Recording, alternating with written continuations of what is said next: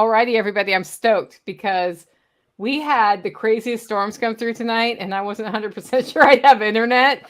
And luckily we did, because I have Joel Riles and Porterhouse here on with me. And I was going to feel bad if I couldn't go live today. I know that Chuck Peoples is going to join us at some point on the live tonight. And we're just going to go through any questions y'all have. If you're just hopping on the live stream, do me a favor, like it, share it, let everybody know that we're live for Self Reliance Festival.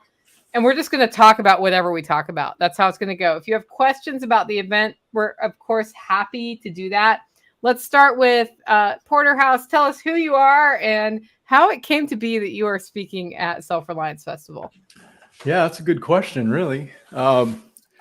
My name's Eric, and my wife and I have been on our homestead for 22 years. We live in California, and we're basically empty nesters. We retired in 2015, and we kind of took about 5 years to kind of play around and travel and, do the things we wanted to do, kind of lessening our footprint here on the homestead, because we'd been doing that for so many years when we had our children.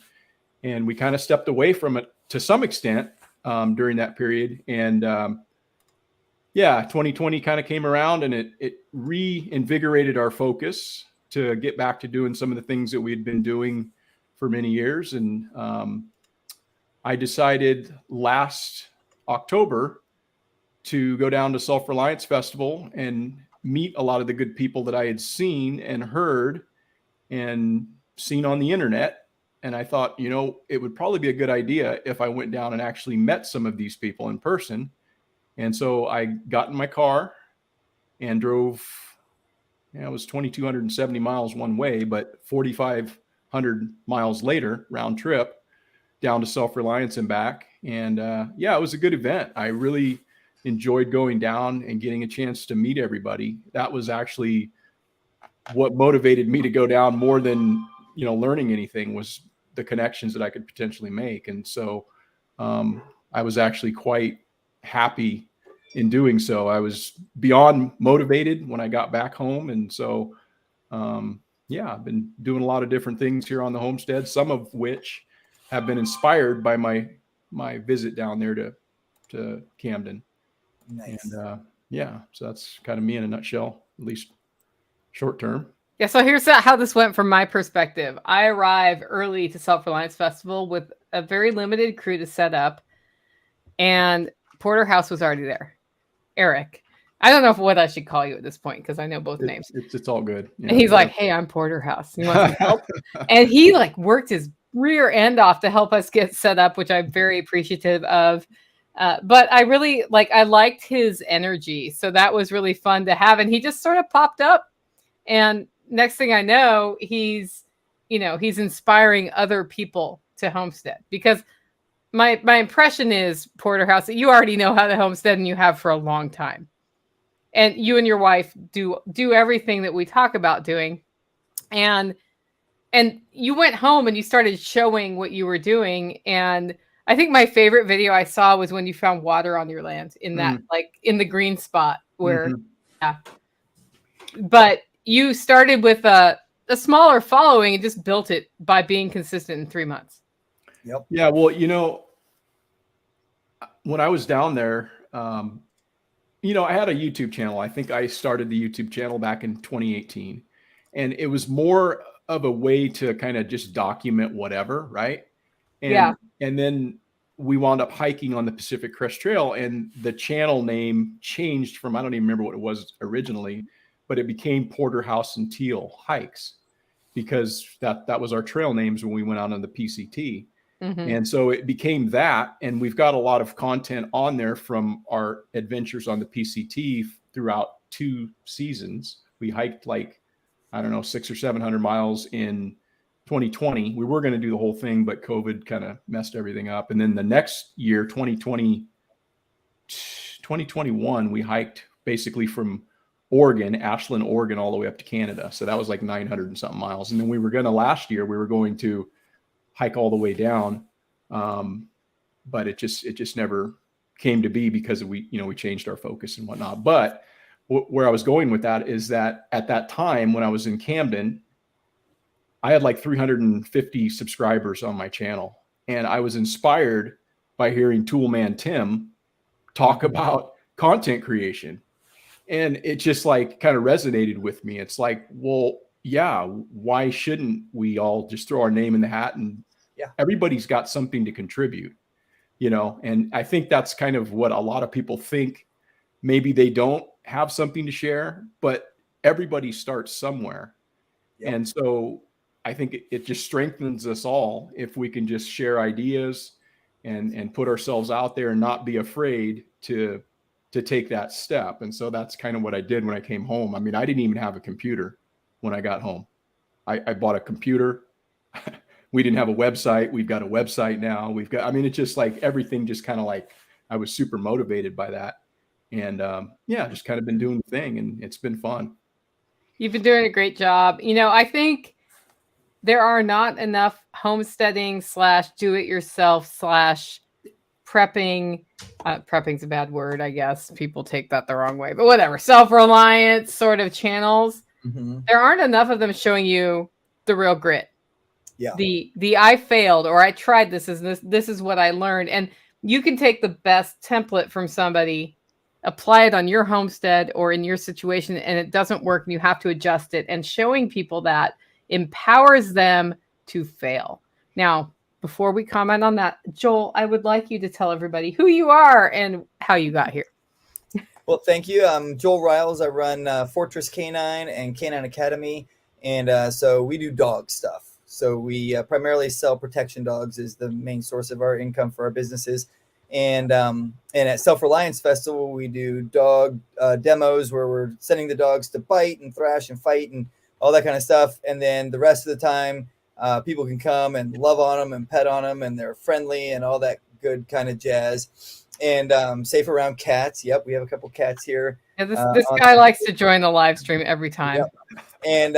And so that's what we do. And it really helped the ideas on the social media and stuff that we were talking about just a second ago really helped us too. And what I realized is one of the things that had held me back for years was I would try to record on like the DSLR camera, and then I would bring it in and I'd have to plug the SD card in and download it onto the computer and then put it in Premiere Pro and then edit it up. And it just got to the point where there were certain times in my life, like when I built the academy, most of that was recorded on DSLR cameras. But I was just like, if I have to do this every time, it's just not going to happen anymore. Like, I just don't have time for that. So like today, literally I trekked for an hour and 10 minutes with Punisher, and we found the guy at the end and everything. And I had a chest mount. I put the phone on the chest mount. I hit record. When I finished, I hit stop. And then this evening I just opened YouTube and said, upload that video. And it is what it is, right? It's just there. And I kind of commentate through the track and stuff like that. But I asked my followers, and I've probably built a following that appreciates this more because I just post the whole process. But I asked, do you guys want to see more of like the finished product, or do you guys like seeing the process? And I just got this huge number of comments coming back, like, just show us the process. Like, we like to see the young dogs doing stuff that, they're not finished yet, but they're learning a new thing, or they're practicing this thing that they've never done before. So they're not perfect at it. It's not like, a lot of the channels, and I'm into the dog world, of course. So I see a lot of the dog channels, and, they're showing finished products, which if you're advertising a specific dog is a great thing. But when you want to see somebody taking a puppy and bringing it up to a protection dog, like, there's a lot of stuff that goes into that whole process, and people just really appreciate getting all of the little things. And it's like, yeah, they're just learning how to cross a beam now. Like, they've never crossed a beam before. Here's how we teach them to do it. And then just making it raw. Like, everybody wants to edit stuff, and there's a time and a place for that. But I think so many people do raw video now that at this point, nobody really cares anymore. It's like they're used to seeing it. When everything was Hollywood or television produced, when you did something raw, it looked weird. But now that YouTube's been around for so long, people just appreciate the raw video. And, if you make a mistake in the middle of your video, just go, well, I screwed that up. Okay, let's keep going. And people just kind of find it funny and humorous, and it builds a personality that, this is who I am. So take it or leave it. If you don't like it, go find somebody else. And you end up building a pretty decent community, and they don't care that it's just raw, and it's just, this is me living my life every day. So before we introduce Chuck, question from David. Somehow I imagine you've had to get blood off a dog while traveling before. Have you? So meaning draw blood, or like? I think he means get it out of their fur. So I've never had to get, not while traveling. I've never had a situation. We get live bit all the time. Like I've got scars all over my hands and forearms from them either going through a suit that's an older suit and it's like, all right, time to replace that suit, or going up a sleeve and getting us in the hands. And in fact, my guy that's training with me right now got live bit twice last week because he was doing bite work with no bite pants on. And so he's fighting, and one of the dogs came out of the vehicle. We were doing vehicle attack scenarios, and she jumped out of the vehicle and just went right down to his ankle, and it just went bam. And she'd never hit legs before, so she just was like, hey, you don't have any protection down there, I'm going to smash you in the ankle. And so he got that, and then another dog tagged him in the legs last week. And so we have to get blood off us more than we have to get blood off the dogs, because we're always like, my wife yells at me all the time. She's like, put on the bite pants. I'm like, I got to take my boots off, and then I got to put the pants on and put the boots back on. Like, it'll be fine. And then I get bit in the leg, and she's like, I told you. And I'm like, yeah, I know. But if you go to our Instagram channel and look up Field Fuckery, it's all of the bites that I've had on my hands and legs and everything. You see my whole thigh bruised up and fun stuff like that. Yeah. Okay. I'm going to get back to you, Porterhouse, but I want Chuck to introduce himself too. So Chuck Peoples is coming to us. He's also one of the speakers coming up. Chuck, who are you and why are you here? Well, I'm Chuck Peoples. He can help with that dog bite, I'm pretty sure. Yeah. I got a thing or two. I'm a paramedic. I've worked in EMS for 28 years, different varieties and places around the world.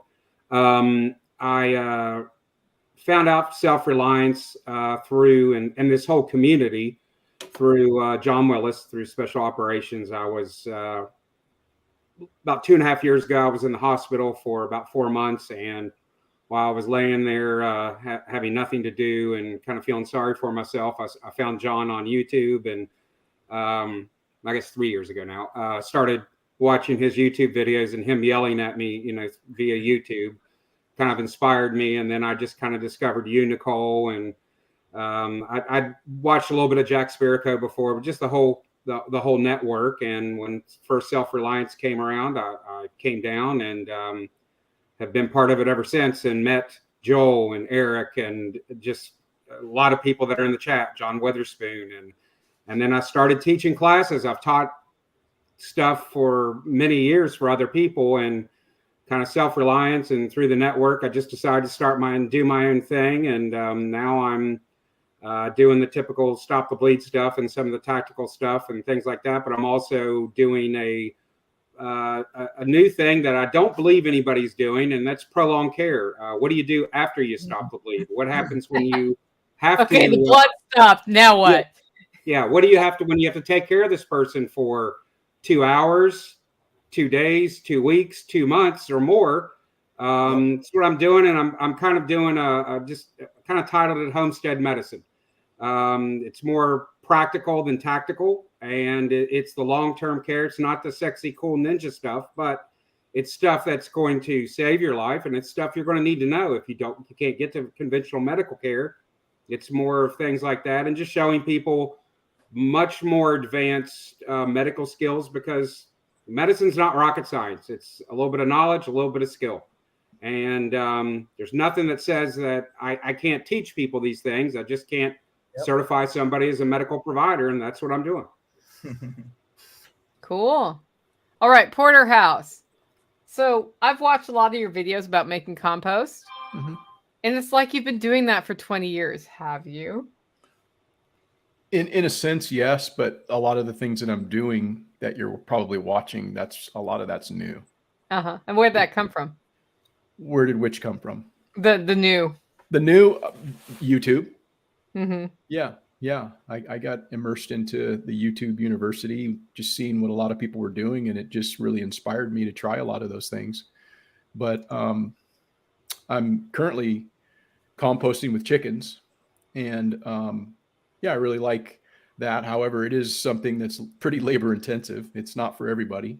Not everybody has the time to mess with compost, as much as I do. Um, it's not a passive system, but it's something that I saw another channel doing, and I love this dude's channel, Edible Acres, Sean Mhm. Dombrowski. Yeah, he's got a fantastic channel, and he's got a lot of great tips and a lot of things that I've picked up from him. I've tried to implement with regard to composting. He's been composting with chickens in this way for, I don't know, probably like 8 years now. But he manages a lot more chickens than I do. I have like 20 birds that I'm doing it with, Mhm. and he's had upwards of like 80 birds. You know, um, so he's probably generating a lot more for his operation. He's got a permaculture nursery and stuff like that. Mine is just more out of the love for doing it around here. And plus it's also, you know, the ability for me to grow what I want to grow around here, from the standpoint of being self-reliant and not having to depend necessarily on outside inputs to provide that fertility. So that's my desire to do it. It's not one from a business standpoint. It's just improving my land and producing food here. And yeah, that's kind of where I've gotten a lot of that inspiration from. So I've eliminated chickens from my homestead, except for the one who lived. Like, she won't die, and I won't kill her. And all the neighbors joke about, like, if she's annoying you, we can fix that. And I'm about to deploy a chicken coop in a fenced area to use them to compost my garbage, because my motivator isn't the chicken eggs, because I prefer the duck eggs, and I have duck eggs. And I really just want something to do with my table scraps, and the pigs are leaving. So now what do? Like, the ducks don't really do well with the table scraps. So now I'm bringing chickens back in. I hope to sell what I call the waste stream, which is the wonderful farm raised chicken eggs, because I like the duck eggs, and then have the compost for the garden. Because I don't know about you, but like, when I'm left with table scraps without an animal to help me, it's just a stinky mess. Yeah, and it sucks that you're wasting that stuff. I mean, I did that for many years. Like probably most people do. You just get up, scrape it off into the garbage, and don't even think twice about it. But that's like 15% of all the stuff that goes into a landfill is from food that's being thrown away.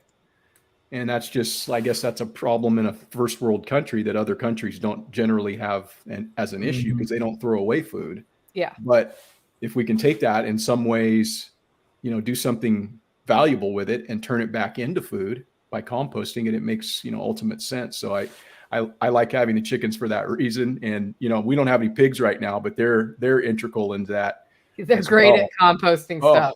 Pigs are But fantastic. they rip things up, man. That's why they're leaving here. I was like, I need smaller pigs. Yeah. I've got probably a 450-pound pig over there, a 500-pound pig. I don't need her rooting around on a 3-acre property right now. No, we just raise them for eating. So I actually did a video on our system out there, and it's just a 16 by 16 enclosure that's where we basically raise them, and we raise them up for like 6 months or whatever it's going to be till they get to butcher weight, and then we process them. They're just, man, they're hard to confine. They just rip your land up, and they're just very destructive. So I don't really want to have them in that regard, but they are such great composters, Yeah. They are. So speaking of compost, how do you deal with all that dog poop, Joel? Well, sadly, right now, it gets scraped up, put in 5-gallon buckets that have trash bags in them, and thrown away. Yeah. And what I do want to do, it's kind of like on my eventual task list, is we use 55-gallon drums. We have, like, I don't know, 50 plastic 55-gallon drums that we train dogs on. We use them for elevation and put boards across up for walking across and stuff like that. I want to take a couple of those and cut the top off of them and start composting them, and then or start dumping all the dog poop into there, sealing them up, labeling when it was done, and then like a year or two, because I was listening to was it Paul Wheaton? I think it was Paul Wheaton talking about they compost human waste. Yeah. And they just do it for like 2 years. Yeah, we do that here too. Yeah, and he's like, if you do it for 2 years, there's zero bacteria concerns, zero anything like that. And so I'm tempted to start that. I will say, I think I could fill a 55-gallon drum with dog poop in about a month, maybe a month and a half. But 40 dogs make a lot of poop, and so that's like twice a day we're going through doing full on. We scrape and then we spray everything off inside and outside. And when you have puppies, it's like there's more of them in a run. Most of our runs just have one dog in them, but each of them poop as much as a full-grown dog. It's just a bunch of little piles all over the place. So yeah, it produces a lot of poop. I am hoping to be able to get that into composting, and that's kind of my long-term goal. But what I found here, I jokingly called this place the Dogstead. Mm-hmm. And I found I lease the property, so I don't have full control over what I do here. Yeah. And so I introduce one new thing a year. And like this year we had the American Bresse chickens, and so we got those. And you got those? I did. I'm about to add those. Yeah. So in my initial shipment, we had a cold snap right as they came in, so only 4 of the 11 made it. So they sent us another 8, and they just came in, and all of them are doing good. So I'll have 12 total to start. And I figure my first run will go through and pick out like 2 roosters that yay, you guys get to stay, and everybody else gets to be meat. And then we're going to start incubating eggs, unless I get a real broody female, and then I'll just let her brood them and bring them up herself. Mm-hmm. But and try and build that flock up to 20 plus birds. And I'd like down the road to be able to have like 1 egg per day per dog as a kind of an ongoing thing. And so that's my thing this year. I'd like to add sheep, and I'd like to start composting the poop that we have. So but I can only add one. I have to prove one thing will work without adding any workload to the people I lease from. And because they're awesome, they help me. They take so much good care of us. But I'm like, I can't add to their workload. So I do one thing, and I automate as much of it as I can. And I make it, okay, you guys don't have to do anything with this. It's good. What do you think about doing that other thing? And then they're like, okay, well, we can give it a try. If it doesn't work, we stop doing it. And if it works great, then we keep it going and we add a new thing the next year. I wonder in your situation about methane digester systems. That would be interesting. Digesters that create methane gas, because when I've looked into them, it's always been like with cow manure and kitchen scraps and human waste, but dog waste isn't that different than human waste, really. So that might be something to play with. It's not fun to install those, but then you get methane gas to cook with or whatever. So that's just my thought there. Yeah. Hey, those American Bresse chickens, I'm not real familiar with them. What are the best characteristics of them? Are they dual purpose, or are they what are they? Yeah, so Jack mentioned them on his show a couple months ago, and he was real interested in them. So supposedly they get to about the same size as what are they called? Barred rock crosses? Are those the birds? I think it's the roasters, not the Cornish cross that get huge, but like a normal 4 to 5 pound bird. But instead of it happening in like 6 or 8 weeks, it's about 16 weeks. Mm-hmm. But they supposedly are fairly prolific layers. And the French bred them to specifically be like a high quality meat, like a really good tasting meat. And so they're supposedly a really good quality meat bird. And they're good layers. And the 4 that were our initial group, like they're good sized birds. They're not small birds, and they're only 14 weeks at this point. And so I'm impressed with, like, it's crazy how fast they grow. I'm like, I didn't expect them to grow as fast as they do. Their meat can come out marbled like a steak. Okay, yeah. If you raise them right. So I think that's based on what you feed them and giving them grains and that sort of thing. So yeah. Do they produce kind of more of a darker meat? Or I haven't butchered any yet, but that's what I've heard. Yeah. That's what I've heard. Same. I haven't butchered. I'm getting my first ones right after Self Reliance Festival, because I don't want baby chicks when I'm like scrambling to get a house sitter for Self Reliance Festival. Yeah, I was just talking with Thesia, and she wound up getting some of those as well. Yeah. Yep. So Chuck, You haven't said much, so I'm totally going to call you out now. I think about your innovation on the preparedness medical thing is huge. And this is why. If things collapse and we have to take care of ourselves, I'm going to die of a paper cut because it's going to get infected and I don't know what to do, right? Like that's literally the thing that could kill. That's like the bigger risk than zombies like biting me in the neck or me getting shot or any of that other stuff, which all like maybe not the zombies, but the, like bad injuries could happen, and stabilizing people that have those exposures are important. But the things that have hurt me the most in my life are like when I poked myself with the tip of a really sharp knife while butchering a deer and my finger got infected and I didn't get a bone infection because I was able to take antibiotics, right? And then my dog got completely messed up last year. It took me, I think, 4 or 5 months of repacking her wound for her to grow the skin back. And in that process, I learned so much about wound care that I had no idea about. So like, how do you approach getting people to understand the things they can do? Because now that I know how to do wound care on a dog, I know how to keep a wound clean on a human. And I would have totally neglected somebody under the fear of hurting them to keep it clean, when keeping it clean is like the best thing I can do. Right. Mm-hmm. Well, yeah, I mean, it's wound care is huge when you're doing something like that. It's cleaning the wound, it's debriding the wound, it's learning how to take care of it, and knowing whether you should close the wound or leave it open. I mean, most for stitches and things like that, most of that is done for cosmetic reasons. Wounds can heal on their own if they're taken care of properly.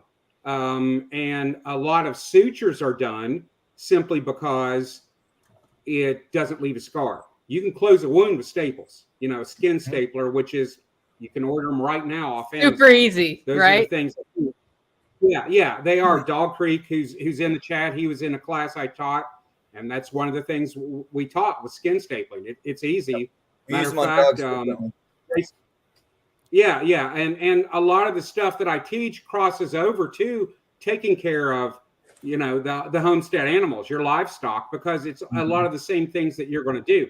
Medications may be slightly different, but a lot of it's the same, especially with wound care, how to pack a wound. But as you found out, a wound may take 5-6 months to close. What put me in the hospital for 4 months and in ICU for 3 months, and I had an open wound for 5, was an infection, a simple infection that got into my body, and 12 hours later, I was in the hospital on my deathbed. So the wound you were talking about on the end of your finger, some of that may have been prevented, that if immediate taking care of that wound, cleaning it and stuff, because when you think of a little poke, you don't think, oh, it's not that bad, it'll be okay. There's bacteria in it. Anytime you open your skin, you have bacteria, and it's learning how to take care of that. But it's also a lot of the things I teach is that simple nursing care. If you're down with a bad infection, if your infection becomes systemic, it gets in your blood or gets into your body, how do you take care of somebody? How do you monitor them? It's not just asking if you're okay. It's temperature. It's things like you got to measure their pee. Are their kidneys working? That's a sign if their body and their systems are working. Things like that. And those are just things that we go over. One of the many things that I like to teach and make people aware of, because that's not out there. It'll teach you how to put a tourniquet on. They'll teach you how to pack a wound, put a pressure dressing on, do a nasopharyngeal airway. That's great. Well, that tourniquet's got to come off at some point. You've got to deal with that wound. How are you going to do that? And I'm not aware of really anybody out there who's teaching it on the civilian level to the general public.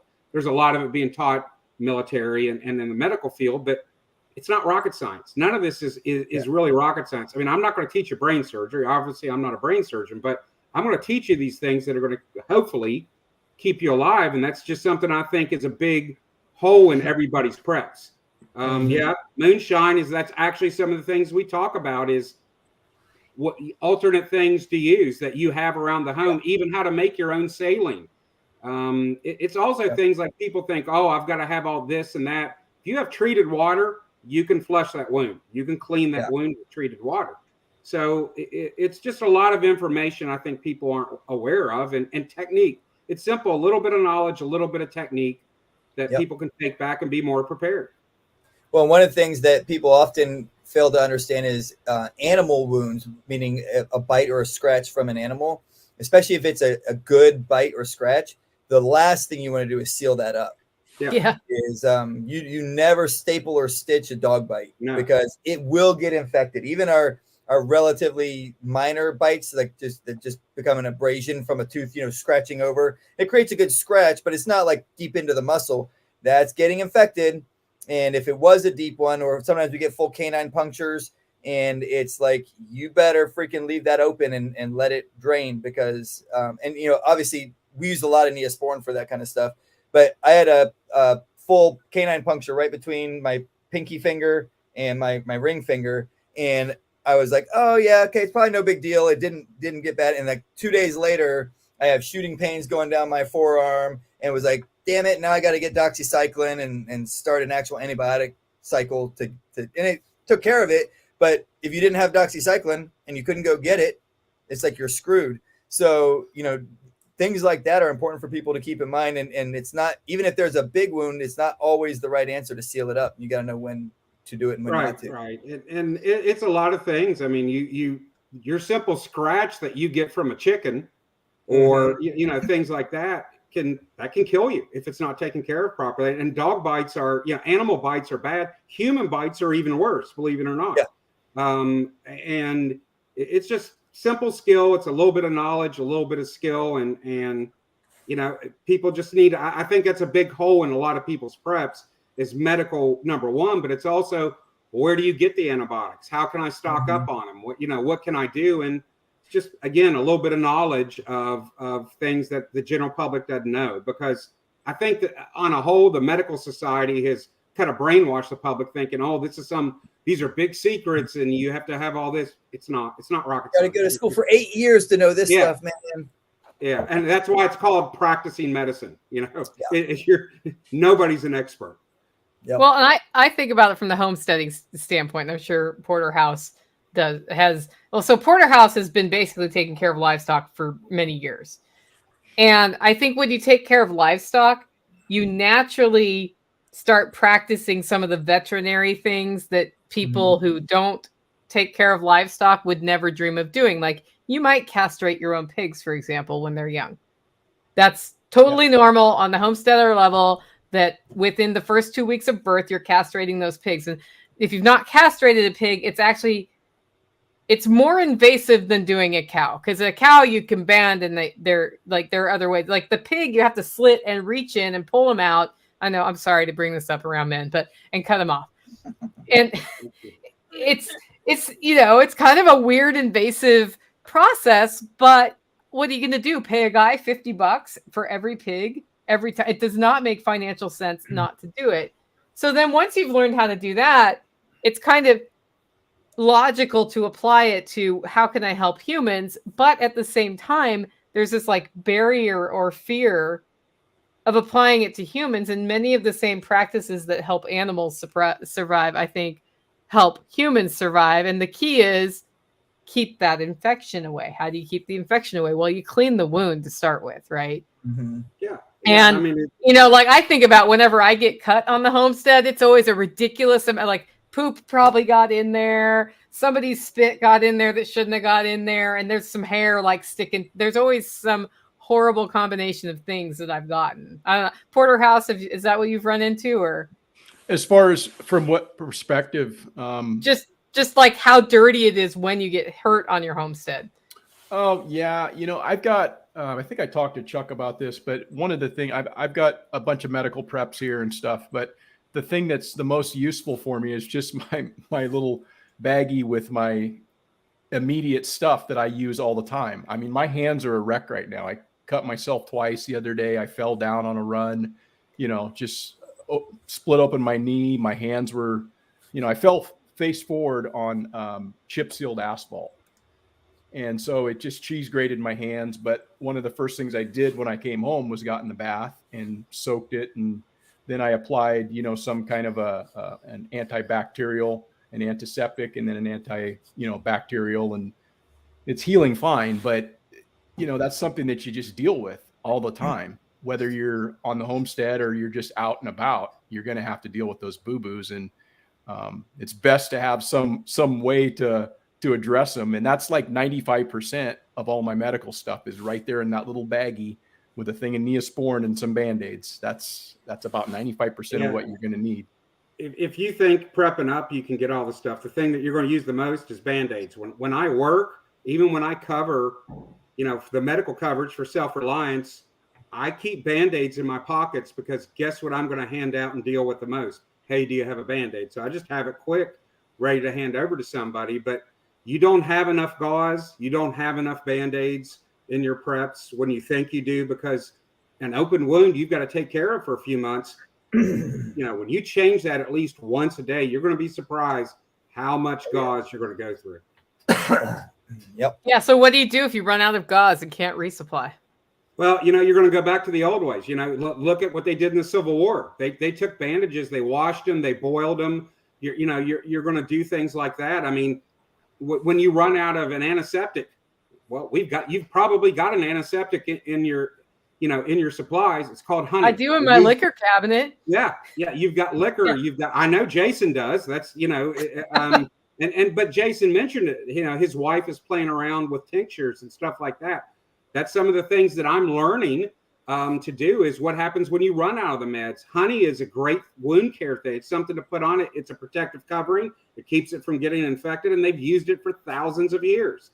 It's just little things like that how you make do. But if you're going to prep up on your medical, buy gauze.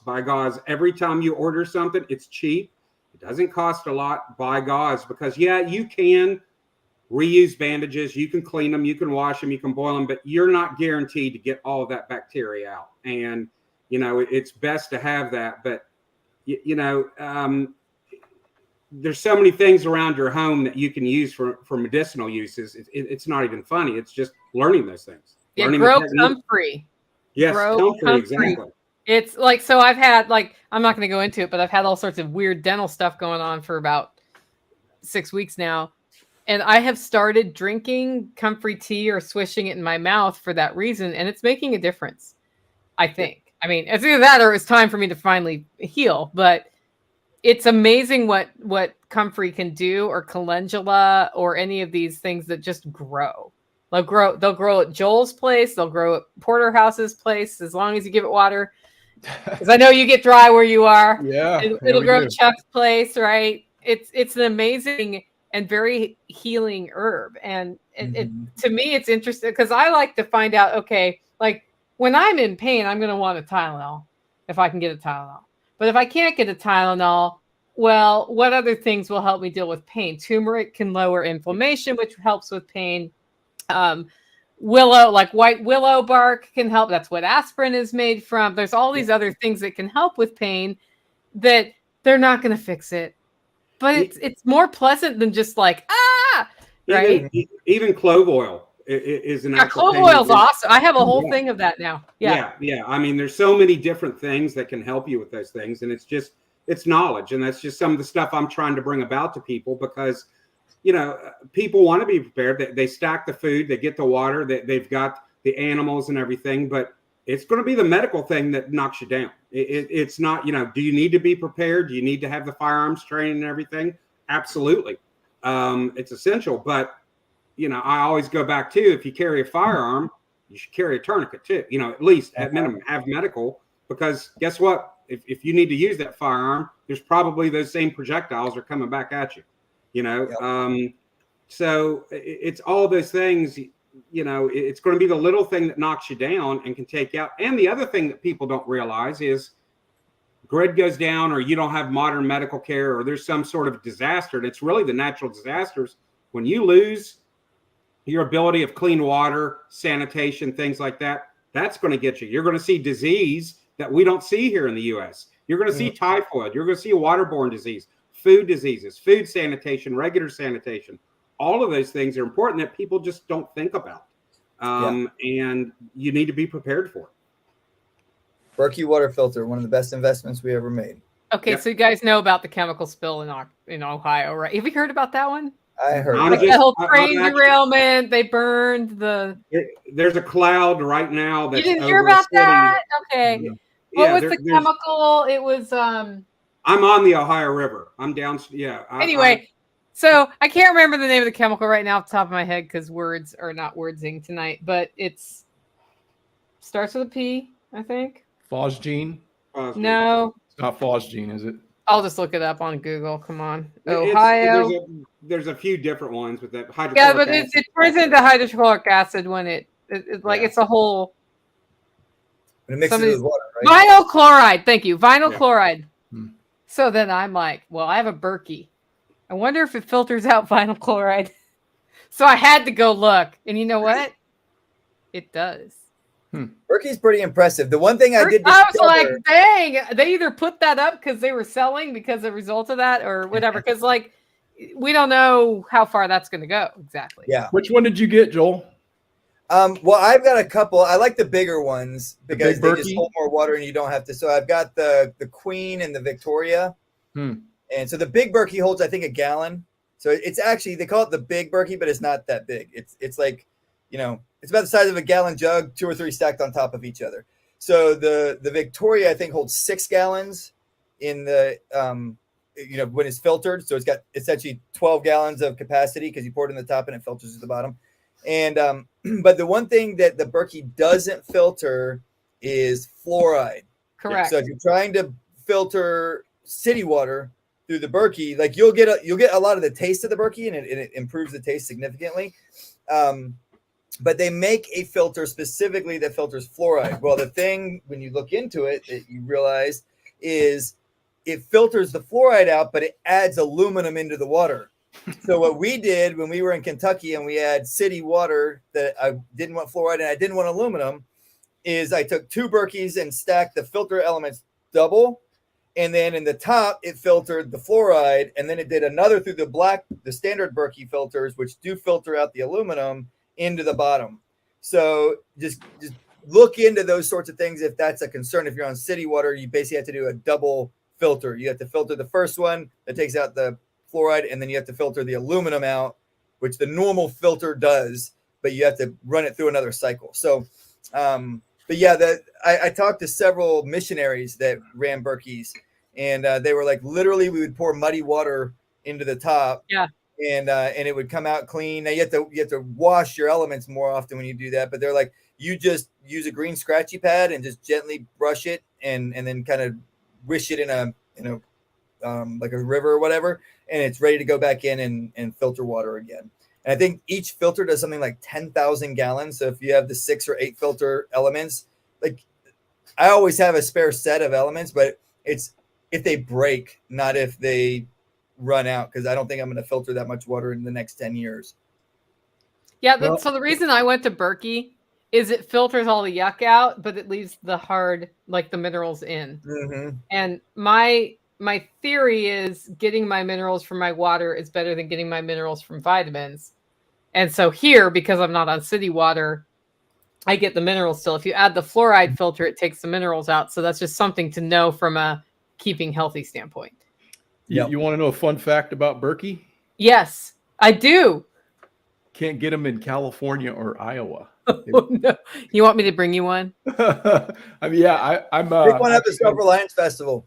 Yeah, I should. Of course, that's gonna have to be shipped back because I'm flying out. So. Oh yeah. But that's crazy. I actually called and talked to him, and it's based on. It's considered the larger units, the big Berkey, and the little small ones you can get, but the ones that are actually the bigger ones, they consider that like an actual like water system. So it needs to be permitted and all this. Oh stuff. goodness. Yeah, right. It's just that's ridiculous. Oh, it's so stupid. But yeah, those are even the 2 the biggest states. one only does 6 gallons at a time. Yeah, those are the only 2 states that they can't ship to is Iowa and California. That's really funny. Yeah. We have Do a it- question. do it When again, is the Self Reliance Festival? It's March 25th and 26th in Camden, Tennessee. And information is at selfreliancefestival.com. And there's going to be fantastic speakers, 3 of whom are all 4 of us are speaking. It's going to be great. Yeah. Yeah, I actually just ordered a new Berkey last night. I think it's the Queen. It's like 5 gallons, I think. I think the Queen is 5 gallons. Yeah. Yeah. Yeah, that's a good one. And the only downside to the Berkey is it does take up counter space. Yeah. It does. And Unless you build a stand. Yeah, and I've played around with the idea of actually putting a spigot above the Berkey so I didn't have to like bucket water over and pour it in. But I've never gotten quite to that level yet. But I just have a little 2-gallon bucket, and I fill my 2-gallon bucket up and dump it in, fill it up another time, dump it in. And I do that like maybe every 10 days. And it's pretty good. That between that and the bottled water that we drink, that it covers our needs.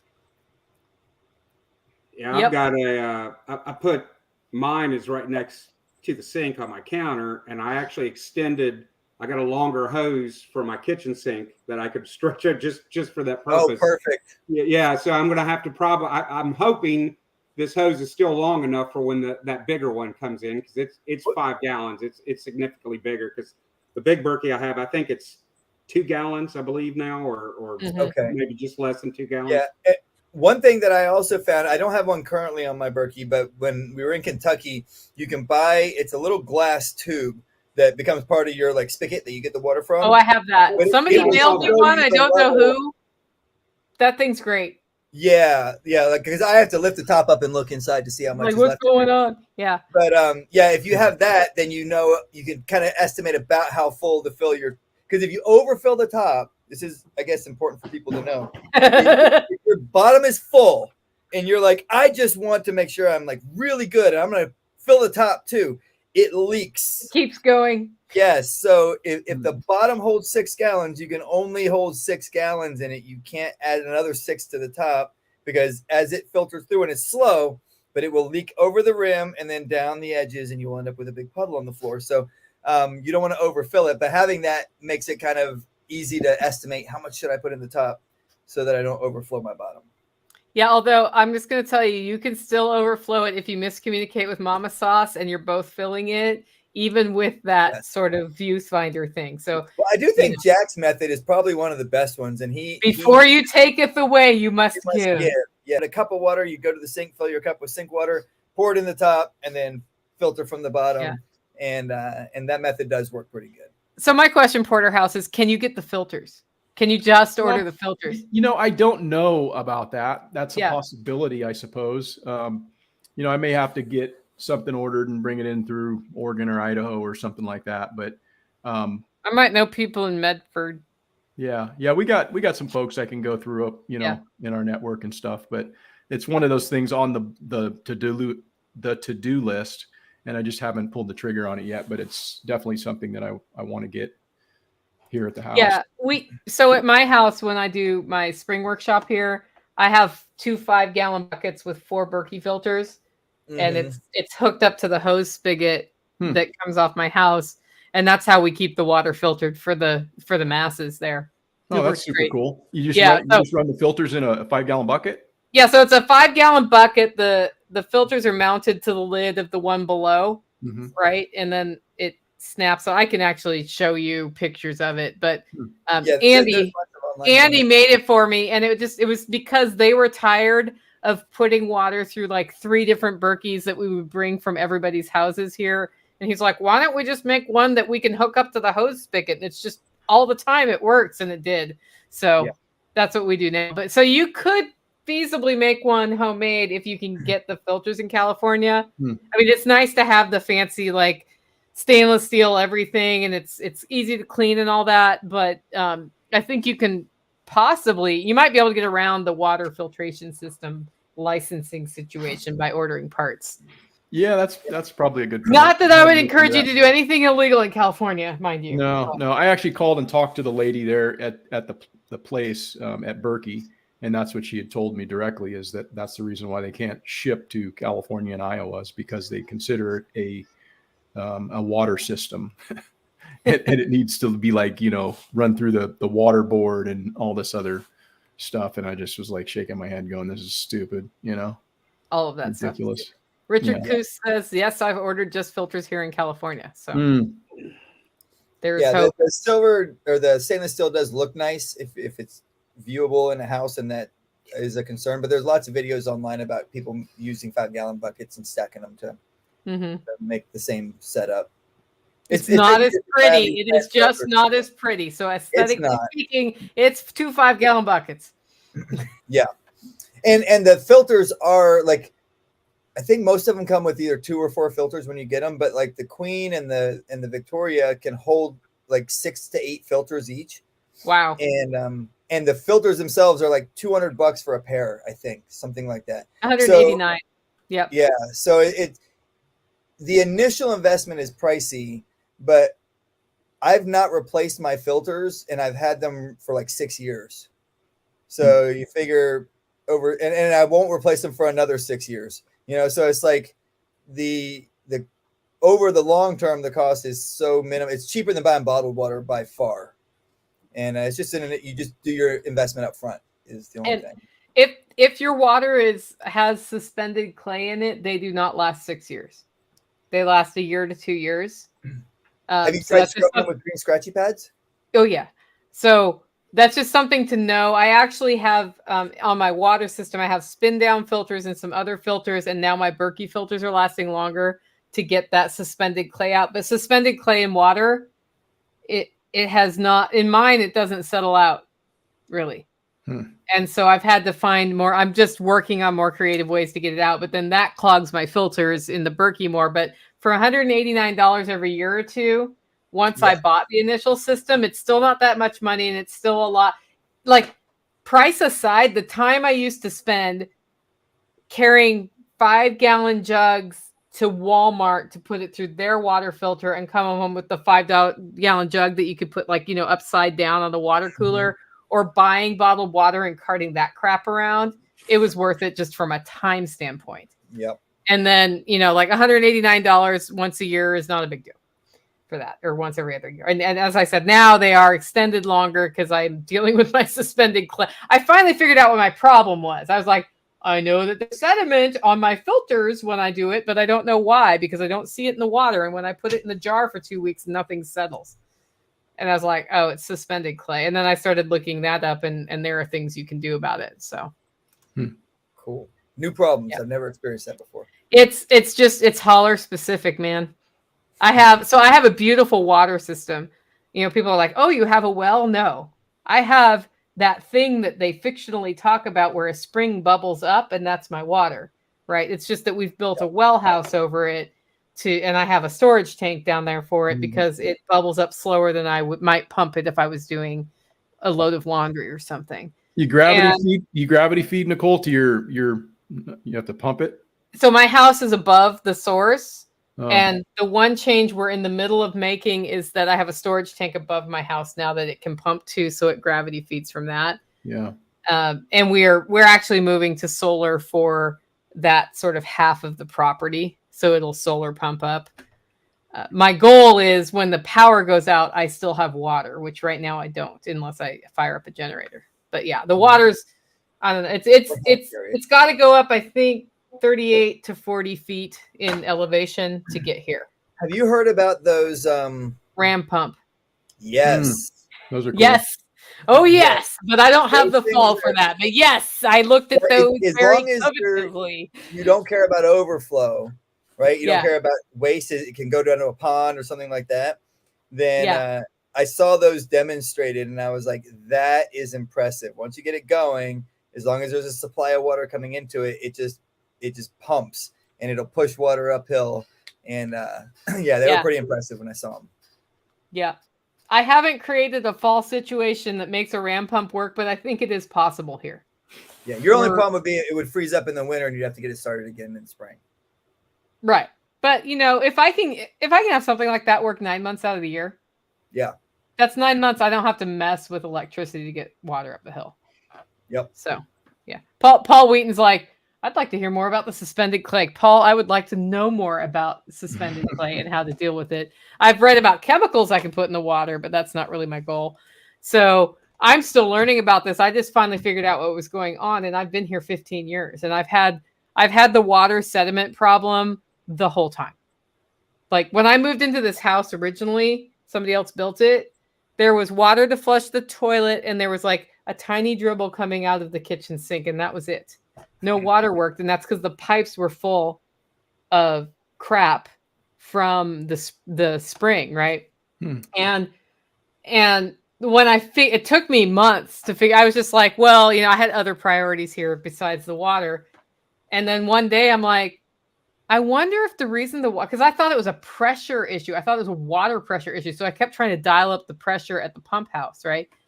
I wonder what would happen if I just, like, I don't know, took this fixture out and just opened this valve and then like water in my face and sand up on the ceiling. And that was not the first time. That was not the last time I had, 60 PSI of sandy water straight in my face.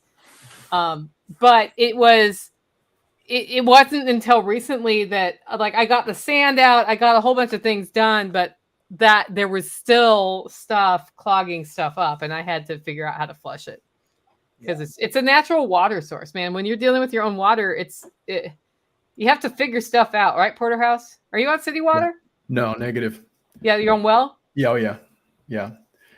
Yep. It's we've been pretty good. I mean, our well is good here. We do wind up getting a little bit of sediment later in the year when things start to get a little bit, not so much rain. Yeah. We'll get that at one end of the house, but it's not like we have anything in our tap in any of the other faucets that we have. And I don't filter anything. I never have. I grew up on well water and drink well water here. It's not like I filter anything, and it tastes good to me. It's coming out of pipes, whatever. I don't know. But yeah, we're on well water. But I'm really trying to focus on trying to get some kind of a secondary collection. Yeah. My hope was to take what I captured and pump it up to the highest elevation of my property, but that's only going to gain 41 feet, which is only going to give me 17.5 PSI. Yeah. And so it doesn't pencil out for me to do that, to draw attention to that project for 17 PSI, because I'm not going to, it would give me some pressure in the lines, but it's not going to be something that I wouldn't have to boost anyhow. So I think I'm just going to run it straight over, put it in a storage tank, and then I'll boost it from there, Yeah. Well, you could build a giant water tower. Yeah. I'm sure the people in California wouldn't have anything to say. They wouldn't care at all. No, they'd be like, just make it look like, like paint it like a big tomato. Yeah. My neighbors are cool. I got cool neighbors and stuff, but people are nosy, Yeah. Where in California are you? Where are you at? Northern Sacramento Valley. So I'm in the northern part of the state. Yeah. I was in Humboldt County for a while doing a security job on a marijuana grow field. So okay. Yeah, I used to work over there. Yeah, the state's gorgeous. Like I totally appreciate why people move and stay there. Yeah. And I used to do a couple races in the Santa Rosa area when I was racing triathlon way back in high school, college. Uh-huh. And then going to Northern California for that job, I was like, yeah, I could see why somebody would want to just live here. This is amazing. But I don't get the politics. It's just never made any sense to me. Yeah. Geographically, I think I don't know if there's a better state, quite honestly. I mean, it has so much to offer, but it's the political climate that has really, taken this state and made people that love this state not want to love it anymore because they've made it, so punitive for people to try to just live their lives, And is it true that it sounded to me like it was a situation where, what is it, LA, San Francisco, and is there another one? San Diego, I guess. Yeah, San Diego. Pretty much control all of the politics in the state. Of course, yeah. If you look at the demographics as far as from the standpoint of when they do the red-blue map, they do, California's a red state. It really is. It's just there's those few counties that has all the population density that sways everything, and that's just kind of how it goes, And I think you see that almost like you guys need a state of Jefferson college by county. What? Sorry. A state of Jefferson. Yeah. That they tried to get that movement going, creating the 51st state or whatever, and it was several counties up in the north that were signing this petition to be, part of. Isn't there something going on with Eastern Greater Idaho, Oregon? Yeah, the Greater Idaho movement. Like supposedly, I'm curious because it sounds like it's on the ballot in Idaho, and I'm like, but doesn't Oregon get a say in whether or not half their state disappears? Like, I don't know how that works out legally, but yeah. What's shocking to me is I don't know why this never occurred to me before. is why every state doesn't have some version of an electoral college by county. Like we set up the electoral college deliberately by state to make sure that the small states don't get crushed by the big states. And it's just interesting that we never did that within the states via counties, so that you don't get a Denver in the middle of a highly conservative state that just turns the whole state blue. Yeah. Yeah, it's weird because I'm from Oregon originally, and we have the same issue where the populous centers are where policy is coming out of because they dominate, but the preferences of the rural areas are not what's coming out of the states. So, yeah. Paul says, I grew up in Eastern Oregon. We told Portland elk hunter jokes. Yeah. I grew up in the Portland, Beaverton area, but I lived in rural Oregon. I would live in Southern Oregon in a second if I could live in Oregon. Yeah, but I did leave that political environment on purpose. And I love Tennessee, so I'm probably not leaving here unless something changes. But yeah. But that's why I kind of relate to your climate, Porterhouse, because it's, I know the dry. I understand the dry that you get. Yeah. Yeah. It's been, it's weird. We've had, when we first moved here, we had pretty normal winters where we got a decent amount of rain and, everything was, lakes were up and rivers were up and creeks were running and ponds were full and all of that. And then it's just been in the last, 10 years or so, we've had several dry stretches that it's just not been good. I mean, we might get a little rain in the October to maybe December. And then you're looking at 7 weeks of dry weather and you might get a shower. And then all of a sudden you're in spring, and it's just like year after year of that. And things start to dry up, and it makes it really hard to homestead because, your animals kind of need pasture, Yeah. And it makes it very difficult from that standpoint. That's absolutely true. Okay, we're coming on an hour here, guys. Let's go once around the horn. I'm going to start with you, Chuck. Tell us what you're talking about at Self Reliance Festival and why you're excited for this particular one. Let's do it, Chuck. This one, I'm going to talk about what it takes to be medically prepared. In other words, what do you need for long-term? Kind of talking a little bit about the homestead medicine stuff. We're going to talk about skills, equipment, things like that. And why am I excited? Well, it's the people on here. It's the people in the chat. It's seeing the people. Me speaking is 45 minutes. I'm coming down Wednesday evening. I'm coming early because I like to see all the people and of course, help set up and do everything for it. But it's the people and it's the experience and it's seeing people like Joel and Porterhouse and you and John and everybody, Jason, everybody that's speaking and all the things that you learn. It's just it's changed my life. I mean, it's completely, since the first one, it's completely changed my life and the people that I'm associated with now. Yeah. How has it changed your life? It's mindset. It changed me. It's what I started my own business was because of that. It's because the people I've talked to, it's the inspiration and actually seeing that mindset, the different mindset. Yeah, I can do this. I can manage this. And also just seeing the broader picture of, where I want my life to go. Instead of talking about it, I'm doing it, and I'm making those changes. And it's just that simple people, when you surround yourself with those type of people, it rubs off. It has that effect. And that I just want, those are the people who inspire me is the people I met there. Cool. Okay, Joel. Well, it definitely is a very motivating community, right? Like they give you good kicks in the butt and tell you, hey, knock it off and get to work. Like quit making excuses. But I'm excited to be there. We're going to be talking. We did our last 2 talks on using protection dogs in your home defense kind of design and planning. That felt a little old on the last one. So we are talking about the 3 most likely attack situations and how to deal with them and plan for them. And it's from a very realistic perspective. It's, a lot of people are, they're like, oh yeah, if somebody comes into my house, I'm going to get my gun and shoot them. And I'm like, well, where's your gun? Is it upstairs in your cabinet, your dresser drawer?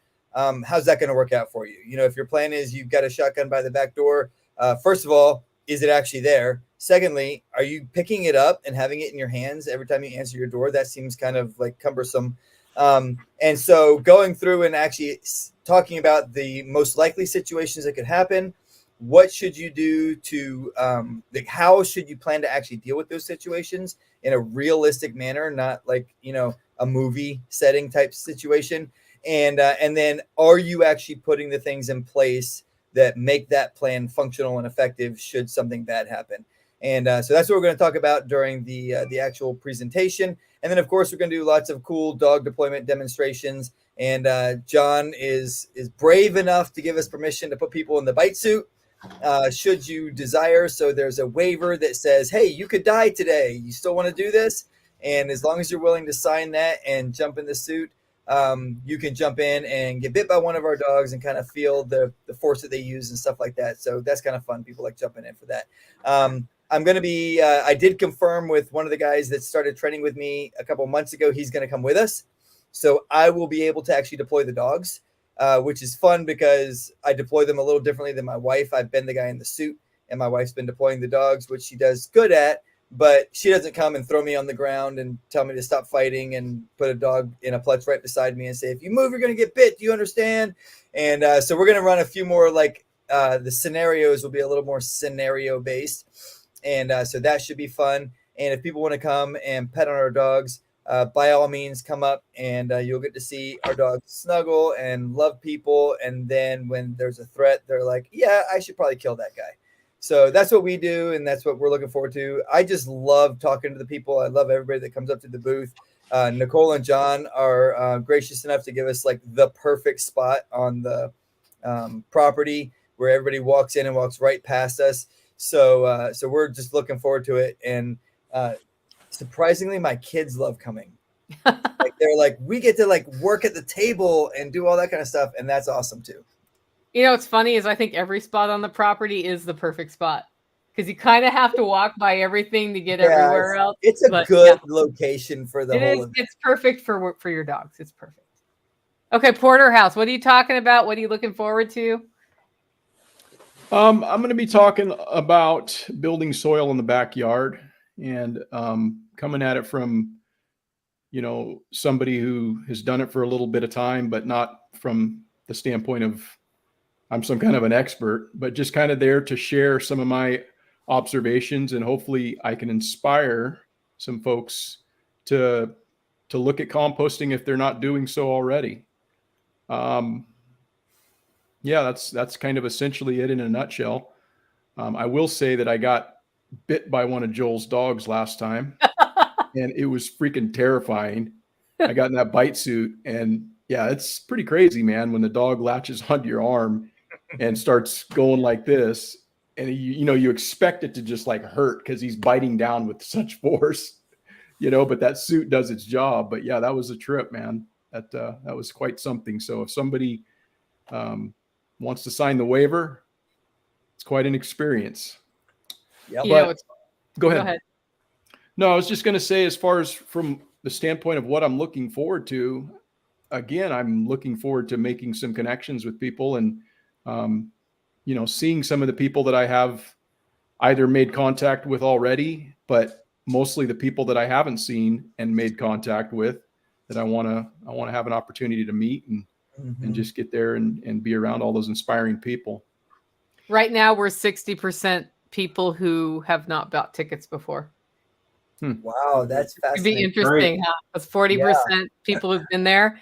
So I looked at that. And I was like, well, that's interesting. I wonder how that happened. But so guys, if you've been there before and you haven't bought your ticket yet, so the early bird special is $75 through February 22nd. Jump on that. It's a good time to get your ticket now while the price is right. Less than a week. Than a week, 5 days. Wow. I'm going to be speaking about smart homesteading. I'm going to share my journey of a lot of the mistakes I made in my homestead design. And I'm going to talk a lot about homestead mindset, because you can homestead if you are in an apartment, if you are in a suburban home, if you are in a city home, if you are rural, any of it. It starts with mindset and choosing how to make your home work for you. And I made a lot of mistakes in the last 15 years that I've learned from. So I'm going to talk about just 4 things to think about as you're setting things up to help set yourself up for success. Learn from my mistakes so you don't have to make them too, because I spent a lot of years making mistakes. And, you know, it's funny. Porterhouse says he's not an expert on making compost, but I have seen videos of this man making compost. He's pretty good at it. He might be an expert, capital E. But the people who say they're not experts are usually the ones you want to listen to. Yeah. I might be an expert at mistakes on the homestead. Yeah. Yeah. If you hear somebody claiming they're an expert and saying, look at me, maybe, but maybe not. But the guys who are humble, those are the guys you want to go follow. He knows what he's doing. And one of the things that I don't know that he has represented to us, the guy knows how to take care of livestock. Mm-hmm. He's accomplished at raising livestock. So if you are thinking of getting into livestock, come to Self Reliance Festival and talk to him in between sessions and find out what he knows about cattle and other things that he has raised, because he knows a lot. And I think when you get into something like homesteading or medical or anything, it becomes something you do every day. So you're like, it's no big deal. But to somebody who's starting for the first time, like just keeping a chicken alive for the first 3 weeks of his life is a big accomplishment, right? Yep. And now you're like, oh, well, yeah, no, if you order them in the mail, like one's going to die and nothing you're going to do is going to help that one. So you just keep everybody else alive. You don't know that till you try.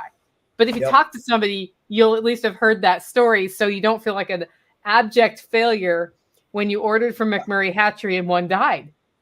Like sometimes one dies and it's horrifying, but it's part of the process. So it reminds me there used to be a lot of the dog trainers I used to talk to used to like badmouth people who weren't as experienced as they were and were teaching people about dog training and various different things. And I learned early on, if you know more than the person you're teaching, then to them, you're the expert. There's always going to be people who know more than you. Yeah. But if you can teach somebody something and make their life better, then and you have any desire to do it at all, then just do it. Like you don't, just because there's somebody who's more experienced than you doesn't mean that you don't have something to contribute to all the people out there. And often the people who are super experienced, they're so high in their level that when they bring it down, it's still so complicated to the people who know nothing that they can't even wrap their mind around it. Right. They're like, what? I don't understand. Whereas the person who is somewhere in the middle and they're teaching it, they're able to bring it down to the level that the average person who knows nothing about it can actually start to understand and process it. And then later on, they'll find the person that's the Joel Salatin or the Paul Wheaton, and they'll be able to understand, oh, yeah, okay, that stuff makes sense now because I've learned all the basic stuff that I didn't understand before. So anybody who's thinking about doing stuff and putting content out, just because you don't feel like an expert doesn't mean you shouldn't do it. Yeah, good point. Very good point. I mean, everybody has to start from somewhere. And the reality is that a lot of what you see on the internet isn't an original idea. It's just somebody took an idea and decided to improve upon it, or, you know, that's how we learn. We learn either by doing something or we learn by somebody showing us something.